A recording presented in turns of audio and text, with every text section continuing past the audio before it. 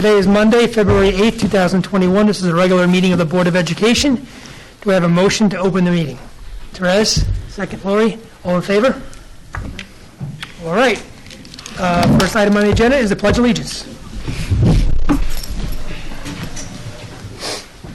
Pledge allegiance to the flag of the United States of America and to the republic for which it stands, one nation, under God, indivisible, with liberty and justice for all.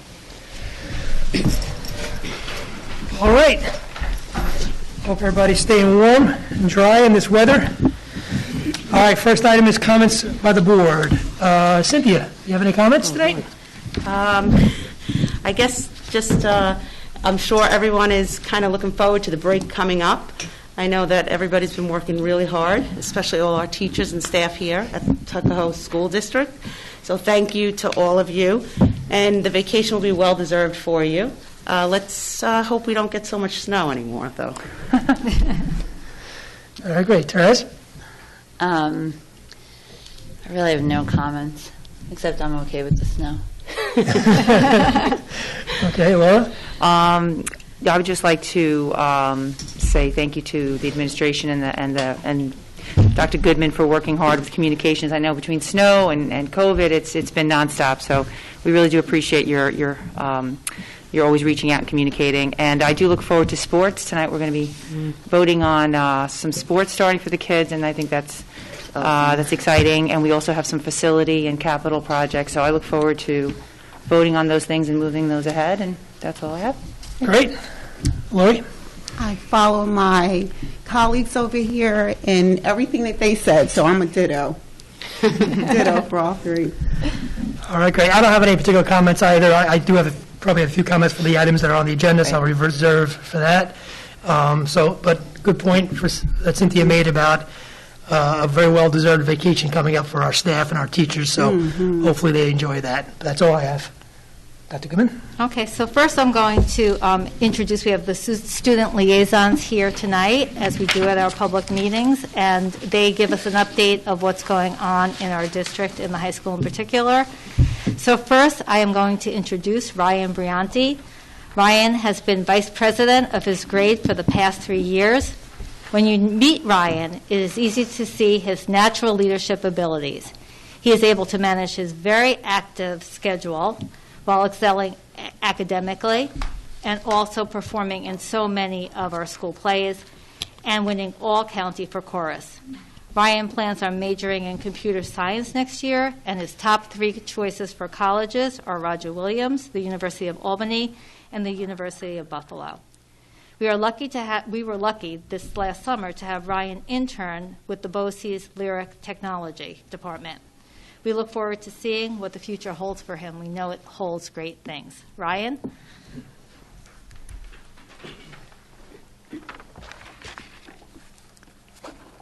Hello, everyone. I am Ryan Briante, a senior here at Tuckahoe High School. This past year has definitely been a bit crazy, but as time has passed, we have found some great ways to adapt and bring a bit of happiness into our lives safely. As the vice president of the senior class, I have been working with our amazing advisors and student officers to raise money for our anticipated prom this spring. Just a couple of fundraisers we've held so far is our Tuckahoe High School Letterman Jacket fundraiser and our bottle drive promoting recycling throughout the community while also raising money. We have also held our first successful trivia night on January 28th as a morale booster for our seniors and hope to hold many more this year open to the host school. Dr. Mosier, along with Mr. Duchateau and Mrs. Buchanan, have found a great way to keep students involved safely with our upcoming virtual musical, Freaky Friday. As this is my 7th and final production here, I'm very grateful to be able to perform one last time. The Tuckahoe High School Senior National Honor Society has gifted Cottle students with 25 personal, recorded, read-aloud books to remind the students how important reading, even in a time like this, is, and to show how much they care. The Tuckahoe Middle School National Junior Honor Society held their 2nd annual Holiday Helper Winter Accessory Drive, bringing in a total of 213 winter accessories to be distributed throughout the Open Arms Shelter and the Coachman Family Center in White Plains, New York. Thank you. Thank you so much, Ryan. And I have to talk a little bit about the read aloud because the students were reading books aloud to the seniors were reading books aloud to our Cottle Cubs. And they really did a great job. So any of you who see a career in teaching, I saw some really great, certainly someday when you're a parent, they really did a great job. And it's very exciting for our COTL students. Thank you. Next, Emma Carroza is also a student rep for the Board of Education tonight. Emma is a senior planning on majoring in criminal justice and then plans on continuing on to law school. Emma is bright, spirited, and has a great sense of humor. She is a dedicated member of the Tuckahoe volleyball team, and this year she'll be the manager because I believe you're out on an injury, correct? But she has such a great attitude about it. And she also was stage manager for the school play and is a member of the Italian Honor Society. Emma's personal character and contagious personality will help her as she moves forward in school and in career. We're excited to watch you as you go on this journey. Emma?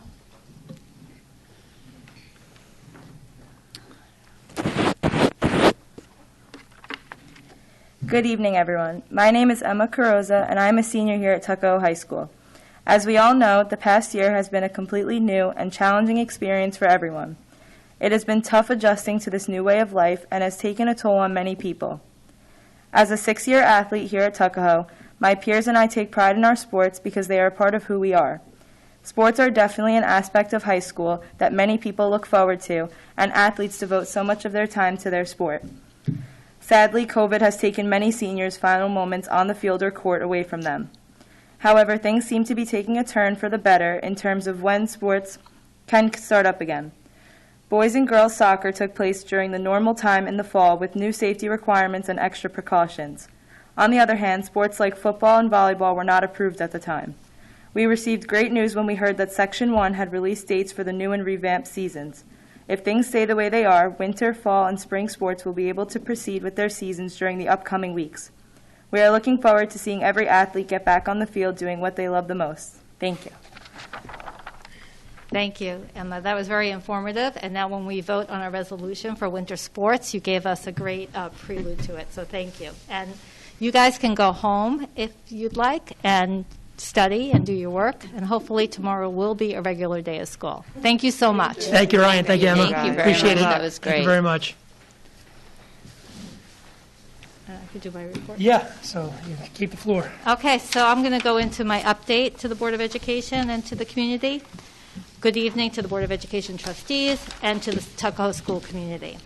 We continue to appreciate the collaboration, partnership, and commitment of the many stakeholders in our mission to prepare all students for success. As we turn the corner on the halfway point of the school year, we continue to respond to the needs of students. Teachers are assessing and working in teams to discuss these needs. We monitor academic performance and social-emotional well-being. With the implementation of Rethink Education, staff has received training and access to a suite of supportive SEL tools. Our at-risk learners are receiving support and guidance in our new Tiger program in the middle school, high school, led by Ms. Bauer, Mr. Tobin, and our school psychologists and counselors. Additionally, our support staff has hosted webinars on how to address the diverse needs of learners during the pandemic. Ms. Mazzilla continues to work with teachers and parents, helping them deal with the stressors of this time on students. Students thrive when they are in our building. While we are accommodating their needs, research shows that students do best with a consistent routine. The school day also provides a structure, and the school building provides a facility under which students can create new understandings and form relationships. There is truly no substitute for what you find in a Tuckahoe classroom. However, our staff has been considering the needs of all children. We know some families prefer to go remote, and we have been responsive to meeting everyone's needs. It is for this reason that I encourage families who have students attending school in person to be here whenever possible. When families schedule appointments during the school day, students miss out on learning. Or make travel plans that require a student to go remote. It's hard for the student and for the staff to pivot. While we are understanding there are times when your child needs to shift to remote learning, certainly during quarantine, during illness, and also maybe as a preventative measure, we implore you and need you to have your student go to school consistently. Again, there is no substitute for learning on site, and we hope you will join us when health and personal situations permit in doing everything you can to have your child attend school in person. Today was another asynchronous learning day. Many of you got a peek behind the curtain while we worked with the faculty and staff who were navigating icy conditions. I know some of you got our robocall to teachers, and you see that we really are prioritizing student learning. We ask teachers to focus on posting their materials and engaging with students before diving into professional learning, training, and collaboration opportunities we had scheduled for our teachers. Asynchronous learning days have been instrumental in this model. While many districts in our region launched their reopenings with cleaning days once a week that consisted of asynchronous instruction, we determined early on that infrequent deep cleaning sessions would not greatly mitigate the potential spread of COVID virus. Instead, we prioritized synchronous instruction. We realized, however, that what we were undertaking as a district was a monumental shift. Teachers were being asked to teach while being broadcast into other classrooms and into homes. Technology was being deployed at rapid pace, requiring new training and additional troubleshooting. Students required one-on-one attention outside of the newly redesigned school day. We needed to weave these needs into our reopening plan. Mondays were a natural place for us to focus on this model. More often than not, Mondays are days that students had off for a holiday or any type of vacation throughout the 2021 school year. We provided 18 Mondays for in-person instruction. We provided families with advance notice and using the in-person Mondays as an equalizer. For example, if B days were more likely to be interrupted by holidays, we scheduled additional B days to accommodate this discrepancy. During asynchronous learning days, we have trained staff on COVID-related social-emotional learning, as I said before, and interventions. We have also given support teams the opportunities to meet as a team, work closely with teachers, and consult directly with families. We have engaged in curricular study and instructional analysis, focusing on vertical articulation and connecting students across grade levels. In normal years, we shared planning time we used this planning time as a luxury. This year was a necessity, and these days help to address this needs. When Foundations training was canceled last year in the spring and summer months, these days were crucial as the program was just coming in for our students. We also needed these days for technology training to incorporate new technology, including coding, lab management software, assistive technologies such as speech-to-text software, game-based lesson design, and video editing software. The asynchronous learning days have allowed us to introduce hardware such as document cameras and interactive whiteboards, and to troubleshoot issues with Chromebooks. On another note, our final shipment of Chromebooks has finally arrived. So K-12, we are now a 1-to-1 district. We were 2-to-12 before. And students who didn't have devices at home when we had to do this whole remote instruction, we provided them with Chromebooks. So everybody always had something to work on when they were home, but now we have a 1-to-1 for every student. I'd like to thank Mr. Rick Martin, who responds to technology requests and calls for support immediately, and who has professionally managed a pandemic-ravaged inventory throughout the year. He prioritizes getting devices into the hands of our students, and he has been a huge part of this success. I also want to thank Mr. Keogh, because he also has been very directly related into all of this. Students in grades K and 1 will receive their Chromebooks in the coming days. Parents are encouraged to review the Chromebook agreements that have been emailed and reach out to Mr. Keogh or Mr. Marash with any questions or concerns. We will talk at an upcoming budget meeting about our replacement cycle, what we had to do this year, and discuss the ways we can continue to stay ahead of the curve in terms of educational technology. We are also in the process of responding to changes in research, increased vaccine access, and public health recommendations. Our Health and Wellness Committee is meeting tomorrow night to review studies, data, and recommendations. As you know, our committee is composed of school and district teachers and leaders, and also community members who are health experts. This group has responded to changes in public health recommendations and has helped us guide us in all the decisions related to our reopening. They helped us plan our special education program this summer, being one of the only districts that had special education in person. They helped us do our K-2 program, then our K-5 program, and always bringing in all our special education students and all our English language learners. And now we're at a crossroads. We want to bring our students back to district. We believe and always have believed in in-person instruction, and now with vaccinations and understanding that school is not a place where COVID-19 spreads, we want to look carefully tomorrow night on a plan, hopefully that we'll all get together to bring students back to district, our secondary students. As always, special thanks goes to our administration. They have worked tirelessly, our faculty and our staff, for their commitment to our students and our schools. We thank the community for their help in practicing all the mitigation strategies. Please continue to wear a mask, which is the most important. Wash your hands and practice social distancing. Please stay home if anyone in your family is sick. If your child is sick, keep them home. And if your child has not been careful. If we are to have more in-person instruction, we need to be committed to making this work. We appreciate everything the community is doing. We know it's been hard, and we appreciate you in helping keeping our students and our staff safe. Thank you. All right. That was a lot of information. Good stuff, though. Thank you. All right. Next up is comments by the Assistant Superintendent for Business. Ms. Liu, do you have anything? Sure. Thank you. Good evening. On the finance side, I'd like to just mention that we had a successful refinancing of a small number of our long-term debt. We worked with our capital markets advisors to see which debt was able to be refinanced, and we were able to refinance at below 1% interest rates. So over the remainder of the term of the bonds, we will be saving small but significant amount of money each year, so I'm pleased to announce that.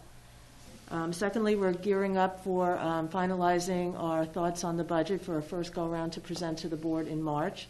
So I plan to have a Finance Budget Committee meeting at the end of the month, probably sometime after the February break. So announcements to the committee will be going out on that. And then finally, you'll see later in the evening, we have some resolutions on facilities planning agenda items. And we will probably discuss that more later this evening, but we will probably also have a meeting with the Facilities Committee coming up soon as well. Great. Thank you.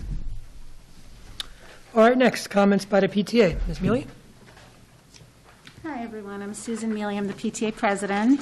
Thank you all for your service. Thank you to the teachers, the administration, the staff.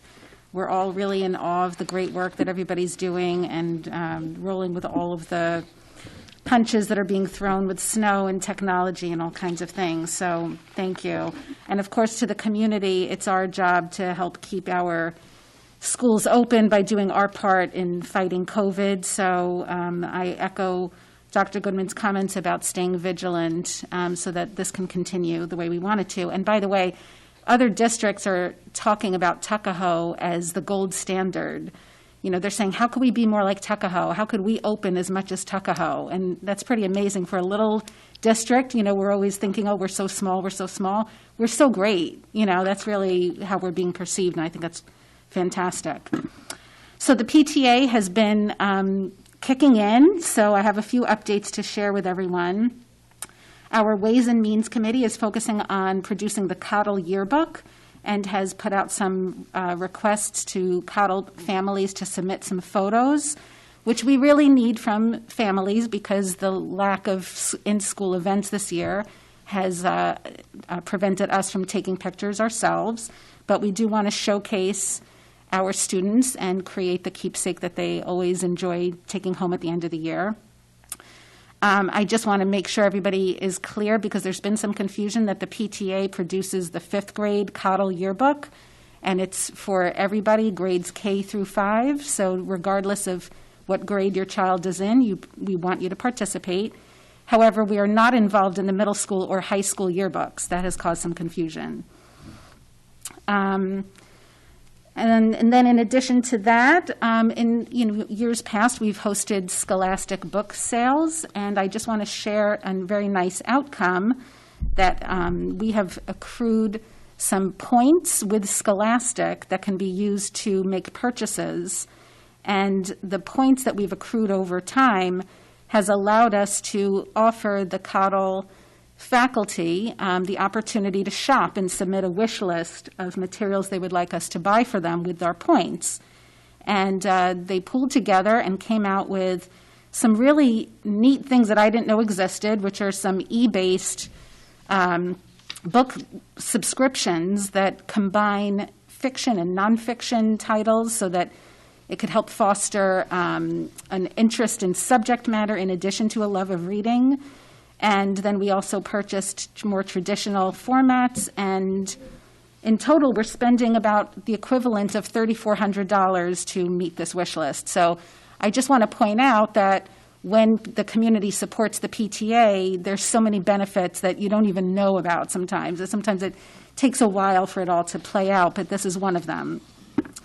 And then another thing we've been focusing on, another area of concentration, is lifting spirits of our children, which obviously is very important, especially in this time. And we are so excited to be partnering with the Cottle administration on hosting the bingo night that's happening this week, online bingo in the evening with Mr. Marash and Mr. Kilgallen. And the PTA is funding the expenses of that and providing prizes to the students, and we look forward to just having a good time from the safety and comfort of home.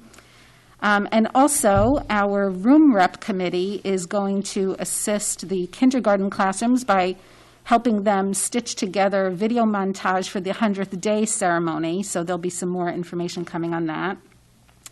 We're also focusing on enrichment for our students, and with that, our Cultural Arts Committee is funding a virtual field trip to the Marble Schoolhouse for first graders, and our Health and Safety Committee is funding a virtual program on anti-bullying, also for first graders. And both of these came from teacher requests, which we're always happy to entertain. If we can accommodate them, we'd love to. And then, last week's presentation that you guys gave, Dr. Goodman, on the strategic plan and goals for the future are really very admirable. I'm really excited to see some of those things roll out, and I want to offer the PTA support. We're happy to help with asynchronous days. We've reached out and made that offer that we'd be happy to provide programs as we have done before. And whatever else we could do, we could offer career panels or whatever suits the community, whatever is in lockstep with what you're trying to achieve, we're happy to help. And then another area that the PTA focuses on is advocacy. Sometimes what we do is not just a program, but just speaking out and trying to lobby for what we think is important for our kids. Both Allison Halloran and I, who are PTA officers, attended the school safety meeting, and we're happy to have a seat at the table to champion for school safety for our kids. And I also want to invite the community, in fact, encourage the community to attend a virtual town hall that's being hosted by the Eastchester PTA along with State Senator Shelley Mayer and Assemblywoman Amy Paulin on Thursday, February 25th from 7 to 8. There's going to be a presentation about how to reopen schools and get funding. And this benefits everybody, so I would encourage everybody to attend. I encourage the Board of Ed to attend, administration to attend. We would like to have a strong Tuckahoe showing, in addition to the showing that the Eastchester schools will have there, and I will certainly attend that.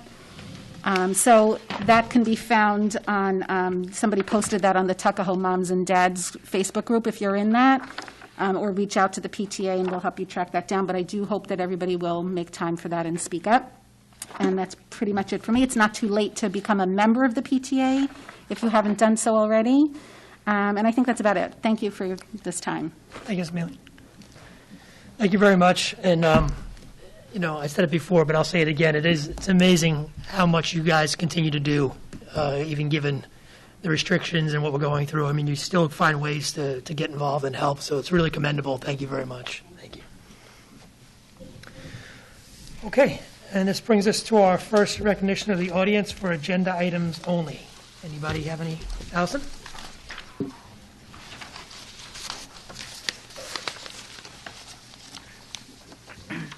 Hi, Allison Halloran. I just wanted to say that I notice on the agenda that we are hoping to approve our sports programs, and we're truly grateful and so happy that they're coming back. The kids really, really desperately need it. I also see that we are appointing a lot of coaches, and I would like to ask the district to consider at the end of a season, when the season is over, to send out a power and player survey. Very simple. How was your experience this season? What could be done better? And what went well? I think a simple survey like that would allow a lot of constructive criticism and comments that would really help build a better program for the next year. It's impossible for the AD to see every practice and to see every game. So he's really relying on feedback that he gets. And a lot of times parents and players don't want to say anything because they're afraid of retaliation on the court or on the field. And sometimes also it's not that big of a deal where you want to complain about something, but just a little survey to say, how was your experience, what could be done better, and what went well, might really give a lot of positive feedback to create a better program in the coming year. That's it, and as far as what's on the agenda.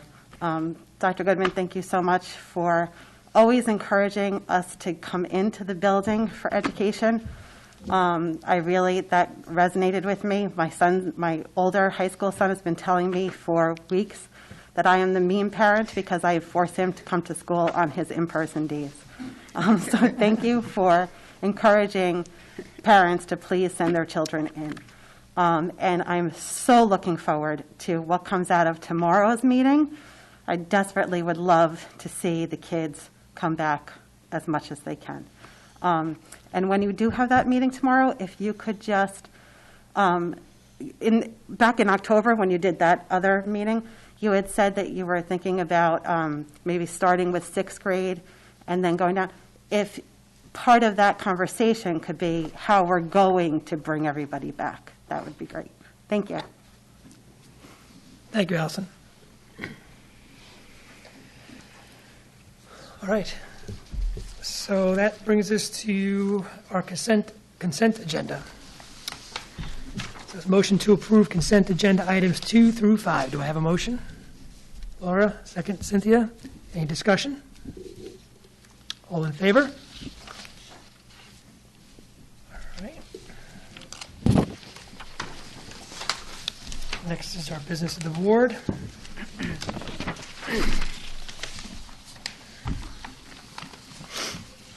This is our item to approve high-risk sports. Whereas Section 1 of the New York State Public High School Athletic Association has determined to commence the sports seasons of certain sports that are considered high risk for exposure to COVID-19, and whereas Section 1 of the New York State Public High School Athletics Association has made this determination based on orders of Governor Cuomo and guidance from the New York State Department of Health, and whereas the New York State and the local county departments of health have provided information regarding health and safety for student athletes and coaches participating in these sports, and whereas there is an expressed interest from student athletes in fielding teams in certain of these sports. Now, therefore, be it resolved that the Board of Education of the Tuckahoe Union Free School District hereby approves the recommendation of the Superintendent of Schools to offer the following high-risk sports at the Tuckahoe High School: girls JV volleyball, girls varsity basketball, sideline cheer, boys varsity football, boys varsity basketball, boys JV basketball. For any student in grades 9 through 12, subject to adherence to any and all guidelines issued by the New York State and the county departments of health in sections 1 and or the New York State Public High School Athletics Association, and be it further resolved that the superintendent of schools and the interim assistant superintendent of student services and Assistant principal.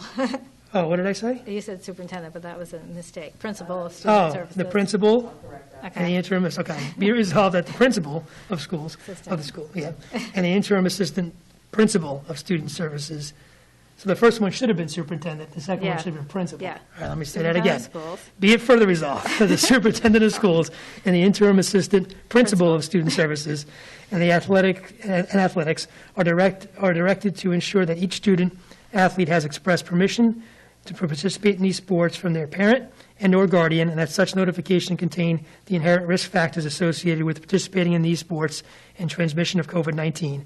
And be it further resolved that any sport offered by the district shall be suspended should the Tuckahoe High School move from its hybrid learning model to an all-remote model due to COVID-19 concerns. Do I have a motion? Therese, second. Cynthia, any discussion? I just have a Yeah, question. go ahead. Yes. So is there anything that will be offered, even like conditioning for the modified group? Not right now. The approval was 9 through 12, high school sports for high risk, so that's what we're staying with right now. Okay. Is that that includes practices? For the high risk sports? Yeah. Yeah. Okay. No, I mean for the because I've heard of some schools are letting them practice but not play.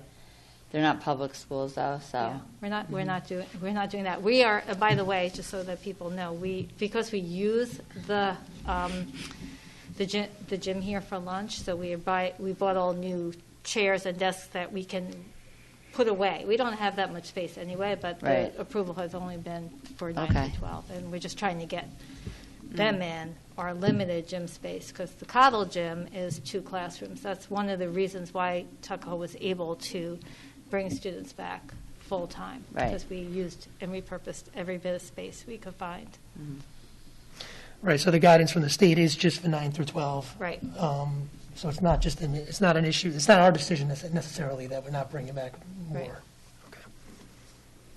Any other comments? Just a question, just for clarification, for those who may not know, the guidelines, will parents sign a waiver for that to make sure that they understand if there are any risks? Right. So as some of you who, children might have, who are participating in sports, there's a student code of conduct that's very strict. There's a parents sign off and understand how the risks, every risk of COVID-19. And students also sign off that they understand that, and they also adhere to the safety guidelines. That's a big part of it also. So there was a very extensive parent sign off, and there was also an extensive student code of conduct. And any student who had COVID, the regulations around the physical changed multiple times from the Department of Health, but students who have had COVID did have to get clearance from a physician, very recent clearance. And then the guidelines are still they would be wearing masks. Yes, they have to wear masks, and they have to follow, even on and off the field, the safety mitigation procedures. And then families, are there any restrictions for families or friends or whatever who want to attend some of the games, and what those guidelines might be? So there are guidelines around that right now that came out from the New York State Association for Sports, and I believe that there are no spectators, but for home games, I think that you're allowed to. But we'll get that out to you. That's similar to what it was in the fall. Yeah. Yeah, and we Yeah, do have so the it's the same cameras. thing, People yeah. can watch. But we also have live cameras, what's that called again? Local Live. We have contracted with them. So everybody, and we'll send out the information, can watch it from their living rooms.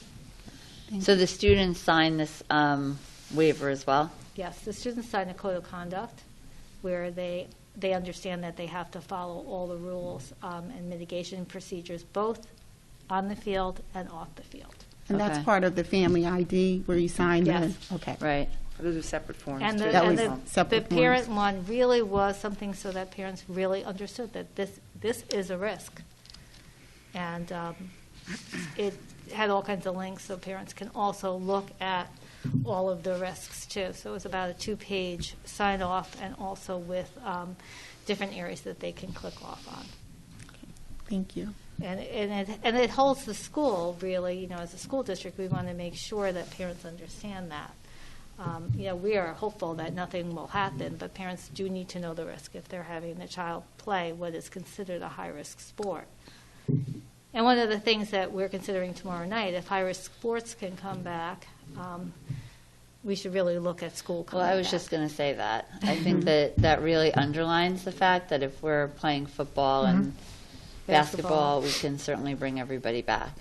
And just to follow up on what Mrs. Halloran was saying, I do think that if they're signing to, play and whatever, surveying them at the end, I think gives the kids a voice. Yep.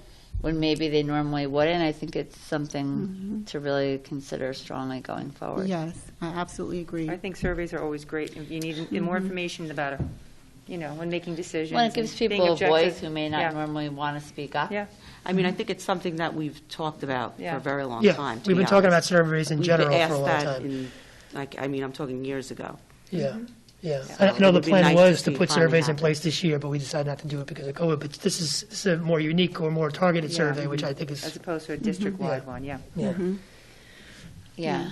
And I mean, listen, regardless of the risk, it's exciting. It's Yeah. a bit of normalcy. It's something for them to So- really look forward to and to kind of make the school year feel more normal, especially for the seniors. I feel Yeah, so awful particularly for the them. seniors, Yeah. for sure, Well, we yeah. were very excited to hear Yeah, it's that. awesome. Yeah. All Great. right. We find out things on a Friday night, and we start going into motion. Usually, that's when we find out about it at a school district. Yeah, there seems to But- be a pattern with that. Yeah. Yeah, yeah. Friday night And then it drive. starts on Make sure Monday. you don't get a It's Friday weekend night, off. and you're supposed to start February 1st, and also get all these assurances from parents and I- kids. I But had one it still other- is it's great for our students. We're excited. I had one other question, because it happens around with the whole sports thing. Homecoming, what, is that even, that's a done deal, homecoming? You normally it would have happened during the football season. Football season, what now will be, March or something, I believe. What, is that done? Like, we shouldn't even think about that, Well, or where are we with that? We're going to take all of these step by step. Okay, got it. So first we're doing basketball, then football comes back. But we will talk about that. And first and foremost, tomorrow night, let's talk about education too. Okay, perfect. All right, all in favor? All right. Great, exciting, good stuff. Next item is also pretty exciting, too. Approve additional architecture services for pre-referendum services for a possible capital project. I have a long one. Whereas Tuckahoe Union Free School District seeks architectural services to develop the scope and budget of a capital project involving improvements to the Cottle Elementary School field, as well as exploring the possible inclusion in such a project of improvements to Cottle Elementary School and/or Tuckahoe Middle School, High School, which proposed project will be subject to voter approval. And whereas the Tuckahoe Union Free School District is tentatively planning to seek voter approval of the proposed project at the annual meeting and election, also referred to as the budget vote, to be held on May 18, 2021. And whereas Tuckahoe Union Free School District and Kyer Garment Davidson Architectures, KG&D, entered into an architect agreement dated March 31st, 2016. The agreement, which was amended by the first amendment standard form of agreement between owner and architect signed by the school district on May 8, 2017, by the second amendment of standard form, an agreement between owner and architect signed by the school district on March 28, 2018, and the third amendment of standard form of agreement between owner and architect approved by the Board of Education of the school district on May 15, 2018. And whereas the scope of work of the existing agreement, as amended by the first, second, and third amendments, includes additional services as authorized by the Board of Education based on letters of proposal submitted by KG&D. And whereas the school district received a proposal from KG&D dated July 13, 2021, to provide pre-referendum architectural services to develop the scope and preliminary budget for the proposed project as described in the proposal for a lump sum fee of $9,500. Now, therefore, be it resolved that the Board of Education of Tuckahoe Union Free School District approves the proposal of KG&D dated July 13, 2021, to provide pre-referendum architectural services for the proposed project as described in the proposal as as additional services under KG&D's existing agreement with the school district as amended for a lump sum fee of $9,500. And be it further resolved that the Board of Education of Tuckahoe Union Free School District authorizes and directs the superintendent of schools and the assistant superintendent for business to take all actions necessary to implement the purposes of this resolution. Do I have a motion? Cynthia. Second, Therese. Discussion. Ms. Lou, do you want to just explain that a little better? I mean, essentially, it's just $9,500 authorizing that amount of money for them to do some pre-work on a bond. Right, and the reason it's such a long amendment is because we're amending their original, such a long resolution, we're amending their original agreement in order just to work on this particular proposal. Right. Yeah, so again, I think we've been discussing this in public a couple of times. We've convened the facilities committee. We are looking to go out for another bond this May. Initially motivated by the additional expansion of the original scope of project we wanted to do for the Cottle Field, but also we discussed expanding that out to some other work that was not done on the first bond. We haven't made any final determinations yet on scope, but we unanimously feel pretty good about going out for some sort of a bond to do some additional work. One of the concerns has just been the budgetary impacts this year of COVID. We did get some really good news about state aid. Really no real loss of state aid of any substantial amount, correct? Right. At this point in time, we don't anticipate that the state will be carving back any state aid that was promised for this current year. Right. That's a big one in terms of where we're going to end up this year. So anyway, kind of exciting. Again, the scope hasn't really been determined yet. We'll have some more facilities committee meetings, and we'll keep talking about it. But we are going to have those discussions fairly quickly because we're looking to get this up for vote in May. So. Any other comments or discussion about that? I just have a question about the committee meetings and the Board of Ed meetings that KG&D would come to. Is that like the committee meetings, the next facility one, they'll be at that? And because it has to be quick, right? As far as there's a timeline now. Yeah, so I think it calls for how many meetings? 5, and then 2 Board of Ed. But I assume that's it'll be 5 between now and May. And May. So there'll be, once we decide on the scope, they'll come back and present to the public drawings and things of that nature so that the public can understand a little more what it is we're looking to accomplish. And I just wonder how we could go about communicating out to the community. What were some ideas that we have so that people can get an idea of what this is for and what we're thinking? I know that I got an update of the meeting that you had. It was very productive with the facilities. Yeah. I'd missed that one. I'll be at the next one. But did you guys discuss that? What is our idea? We did not discuss communications or messaging yet. That wasn't part of the facilities committee discussion. I know from the last time we did the bond, that was really sort of taken over by the administration. I think once the scope is sort of determined, we'll likely have a workshop dedicated to it.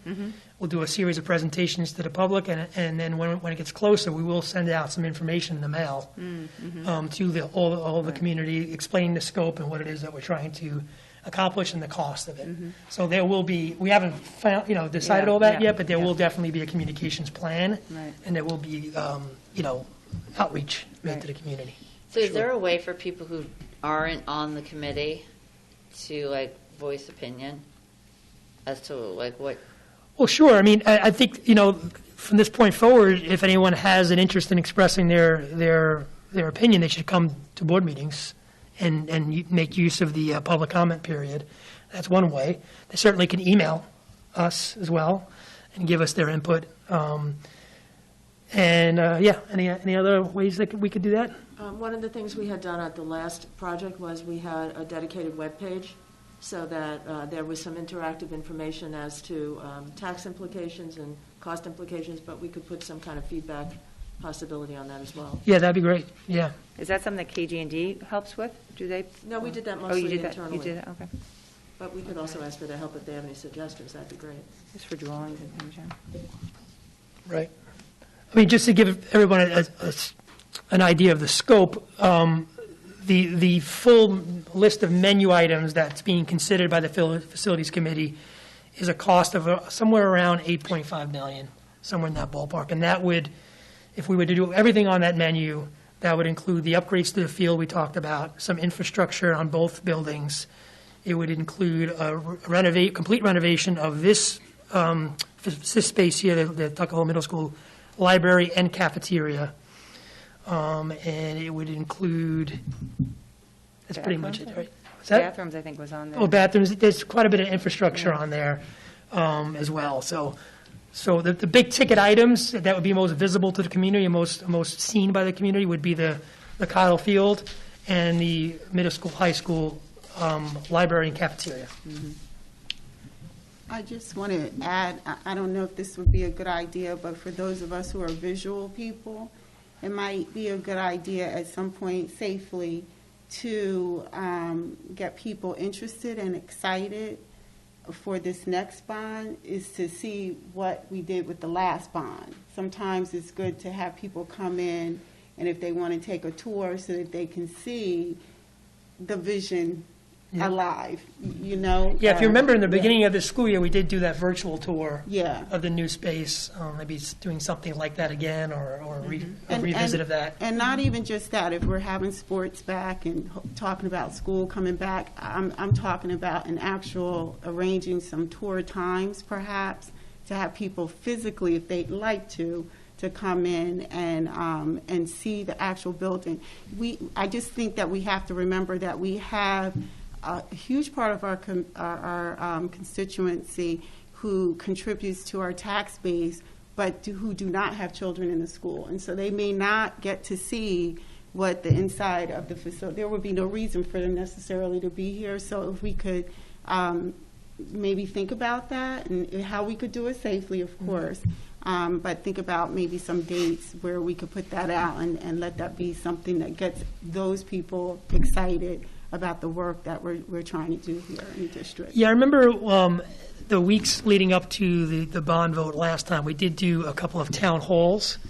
And I do remember that we which was good, and we did some tours on the front end of those town halls. Right, exactly. So it was available tour for those that wanted to come. Again, we'd have to kind of visit that a little differently now with COVID, but that, and then followed by a town hall discussion about the project. Right, exactly. Yeah, so we can certainly do some more of that as well. So. I Okay. just think we just want to make sure that we're doing everything we can to communicate what our intentions are, so we don't have a repeat of what happened with the last bonds, where people said they didn't hear about it, they didn't know, they didn't come, whatever. So the more that we can, open things up to everybody, that would be great. Thank I you. also think that we've had a lot of town halls through Zoom, because I do, even though we're coming back, we want to make sure we follow our reopening plan, which doesn't have visitors right now, and not everybody is as healthy as other people. But what we found in the reopening is that we've had like 90 people on these calls, really. People got on at 9 o'clock at night. That was seemed to be a very popular time. But we did it throughout the day and night, and we could do something like that also. That would be great. Yeah, we could do a virtual town hall that includes some photos and maybe even video of what we've done so far. And Have interaction. KG&D Interaction. on it, shows in this KG&D room, showing what it looked like drawings before and- and after, right. yeah, it'd Right. be exciting. Yeah. Because not everybody even feels great coming out, as we can see. Than our Thank tours you. that we had in the Yeah. past, because they weren't very successful. The Like tour. Yeah. saying the virtual sounds much more Yeah, successful because people than- do it from their house. It's easier. Yeah, I in think some it's easier for respects. people to Yeah. get to And then maybe you could not put it have on the to stress website, about and people getting could just there. click onto it and look Yep. at when they have time. Yeah. Yeah, Yeah. it's a good idea. It's in some ways, it's one of the reasons why we were a little slow to this is that we were concerned about the fiscal impact this year. Now we feel like we're having a little bit of a better grip on it. So obviously the extra cost, the extra operating cost, the loss of revenue, in terms of its impact on the operating budget is one side of it. The other side of it, though, what makes it a good time to go out is money is really cheap in terms of borrowing interest rates, which obviously we're not borrowing just yet, but if they remain low. And the fact that right now it looks like the tax cap is going to be very, very small, which offers its own challenges to us operationally, but it also means that the budgetary ask of the community is probably going to be quite low. So then maybe there's more of an appetite for additional bond work. So glass half full, is what I always say, right? You got to look at the glass half full. So, okay, all in favor? All right. Next item, which is also related to the possible bond, is the secret resolution. Whereas the Board of Education of the Tuckahoe Union Free School District is planning to seek funding authorization from the school district's voters for a capital project for renovations at the Cottle Elementary School building and the grounds and interior renovations at the Tuckahoe Middle School and High School, and whereas the proposed project is subject to classification under the New York State Environmental Quality Review Act, also known as SECRA, and whereas the project description dated January 29, 2021 was prepared for the school by KJ&D Architects. And whereas the board reviewed the project description with respect to the Type 2 criteria set forth in the regulations promulgated by the New York State Department of Environmental Conservation to implement the SECRA at 6 NYCRR Part 617.5. And whereas the SECRA regulations declared whereas the secret regulations declare Type 2 actions to be actions that have no significant impact on the environment and require no further review under the SECRA, and whereas the board has found the proposed project consists of maintenance or repair involving no substantial changes in an existing structure or facility, replacement, rehabilitation, or construction of a structure or facility in kind on the same site, and or routine activities of educational institutions, including expansion of existing facilities by less than 10,000 square feet of gross floor area. And now, therefore, be it resolved that the board determines that the proposed project is a Type 2 action under the SECRA pursuant to the criteria in 6 NYCRR 617.5 C1, 2, and 10, and that no further environmental review is required for the proposed project. Do I have a motion? Therese. Second, Lori. Discussion. Can you translate that for us, Ms. Lou? Because that was just Chinese. So in order to do any capital project or major renovation project in any school district or any municipality, the state requires that the district or the municipality take a look at any environmental impact that may result from that project.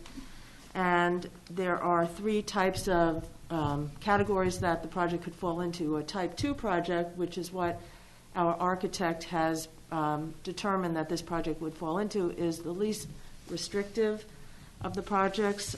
It means that they don't anticipate that there will be any environmental impact, and so that the district will not have to do what's called a coordinated review with other agencies in the area to determine environmental impact. So our architects have reviewed the proposed scope of what we're talking about and determined it's a Type 2, and our legal counsel has reviewed that and concurred. And so we are putting up the SECRA resolution as a Type 2 so that gives us the ability to have an expedited timeline and possibly be able to do a project by May.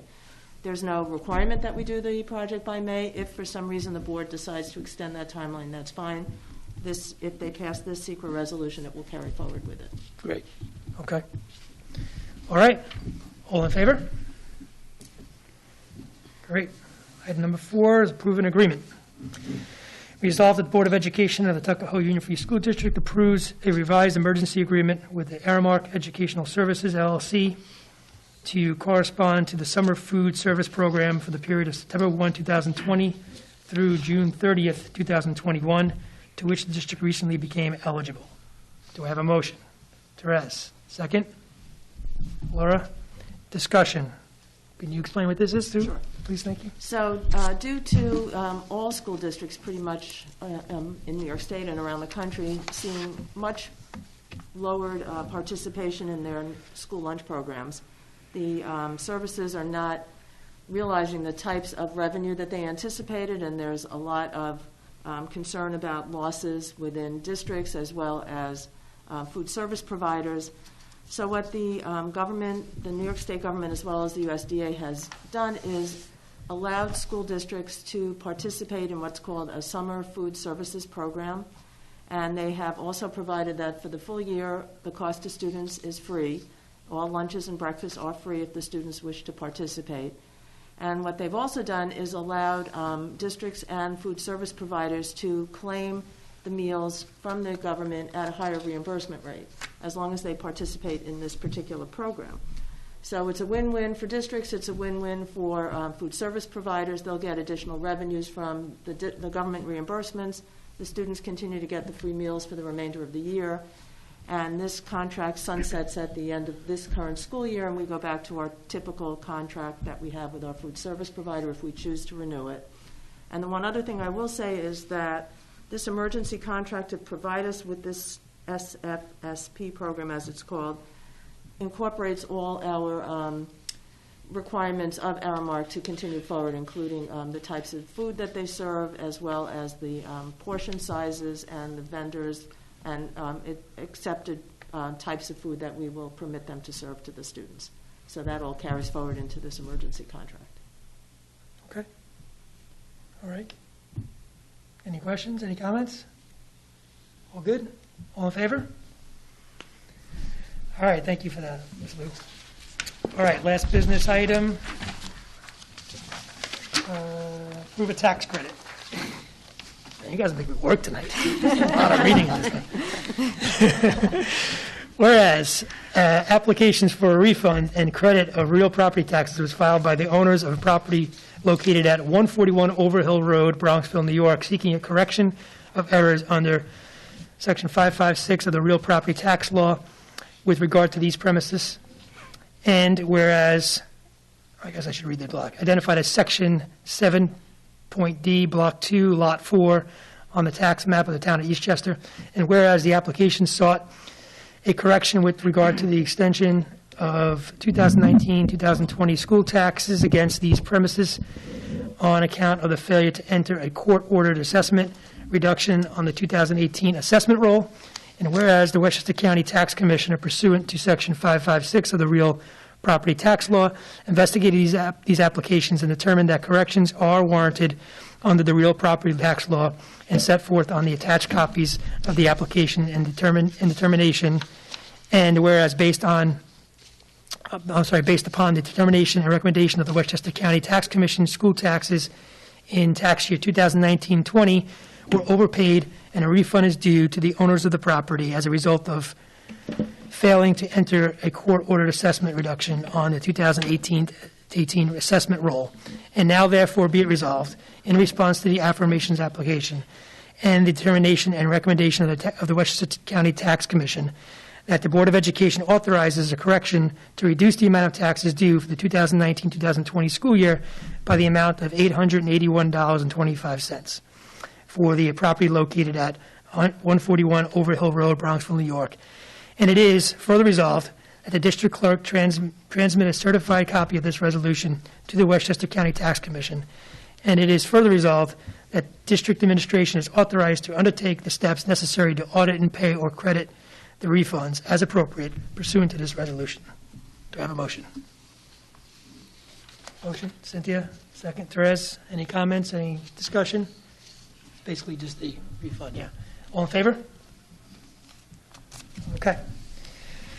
Okay, our last item is personal recommendations. Resolved that the Board of Education of the Tuckahoe Union Free School District approves personnel action items A through C as outlined below. Do I have a motion?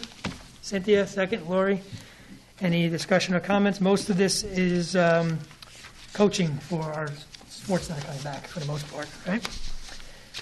I have a quick, Yep. just a quick, so for example, I'm just looking at the cheer coach, do we have enough, like if that program doesn't and they don't have enough students, or how does that I always work? ask this question, so I know the answer to it. All this funding is contingent upon their actually being at season and actually having a team. Right. So Okay. if their team is not fielded, then this does not And it's get paid. contractual, the amounts. Right? Right, good job. Thank you. I have a question. Who's the, do we have a varsity football coach? A varsity football He's coach? We have already assistant voted. Yeah, coach. that's, we already Yeah. approved We the already varsity appointed him. football We did, yeah. coach when we thought Yeah. we were having football. Yeah, so- we did that a while. Yeah, that was a while. Forgot. happened. I know.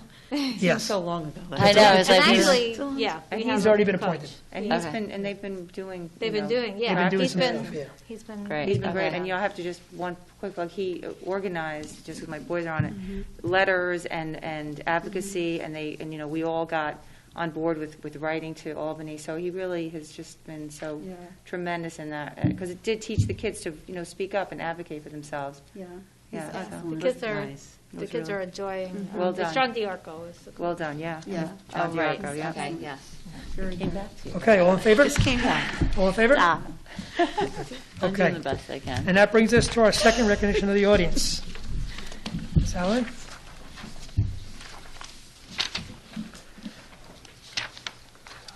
Sorry, I didn't think I was going to get up again, but some comments when we were discussing the new bond that you're thinking about putting together. So one of the things that was really instrumental last time was the very first time that it was presented to the public, it was actually done in a workshop.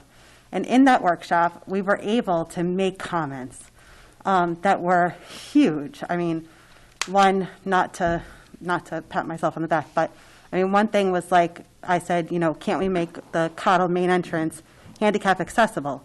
And everybody agreed at that meeting, and every day when I walk by that handicap accessible thing, I remember that meeting and how just being able to get up and make a comment can really change the scope of the project for the better.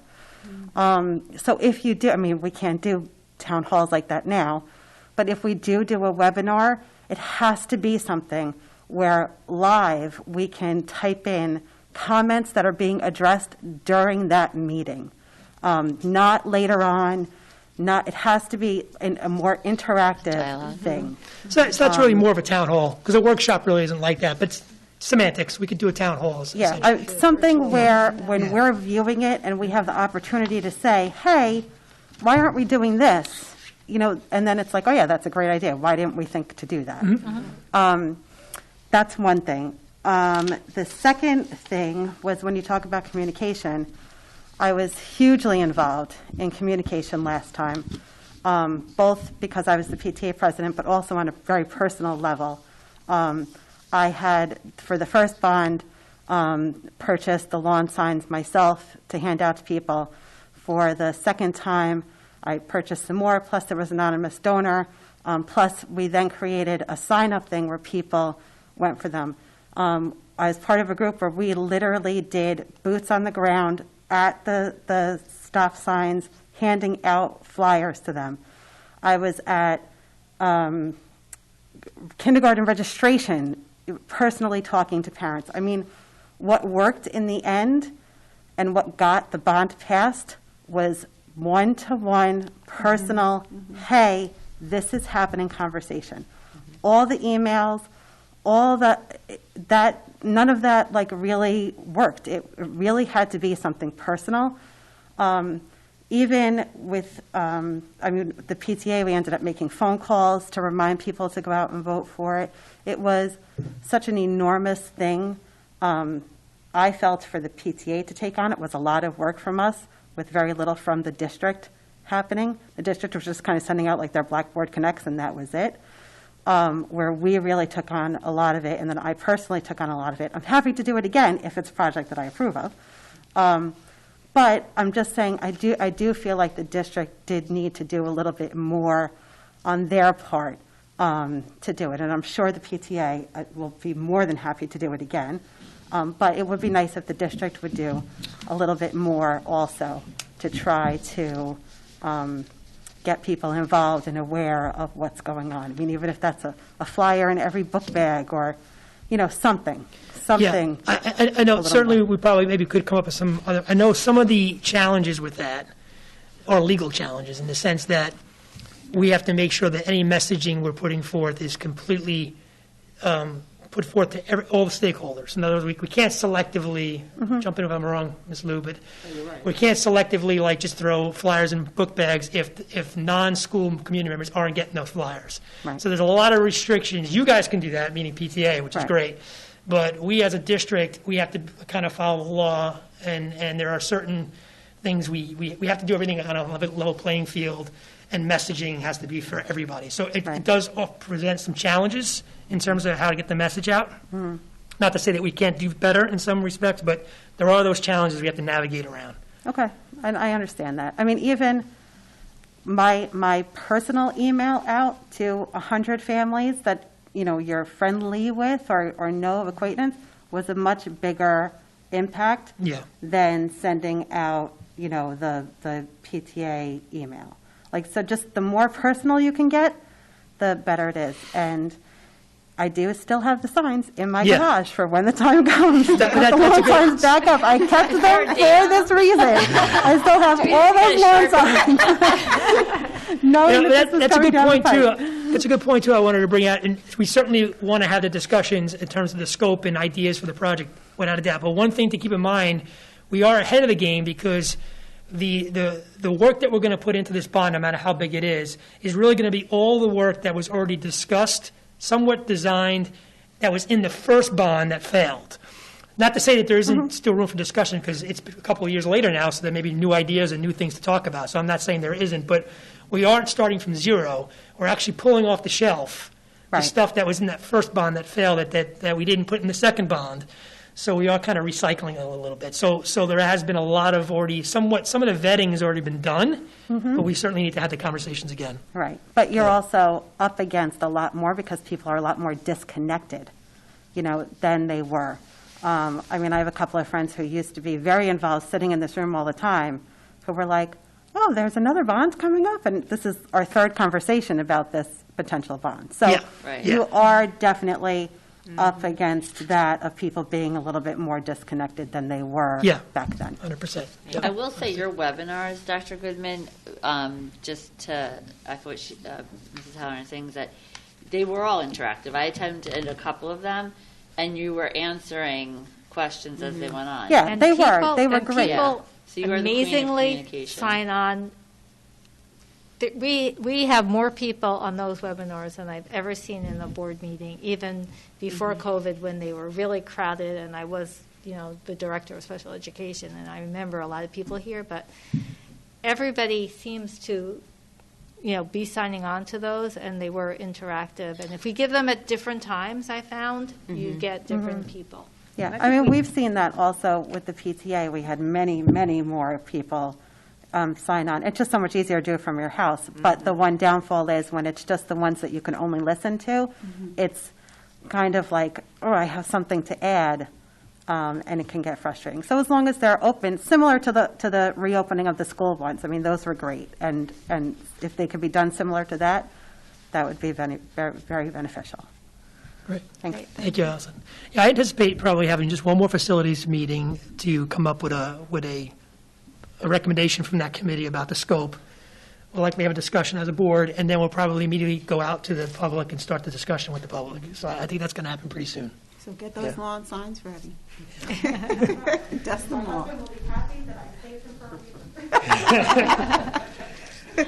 All right, that's all we have for tonight. We actually are not going to close the meeting because we are going to go into executive session to discuss one personnel matter. So I'm going to ask for a motion to convene executive session. Do I have a motion, Cynthia? Second, Therese. All in favor? Okay, so we'll go into the executive session. We will come back out when we're done in the public and close out the meeting. If anybody wants to stand by. If you have anything better to do. Thank you.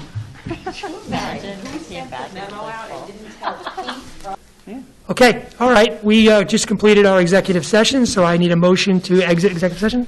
Therese, second. Cynthia, all in favor? And then I need a motion to convene or finish the meeting. Therese, second. Lori, all in favor? All right, great. Thank you very much. Thank you. Good night, all.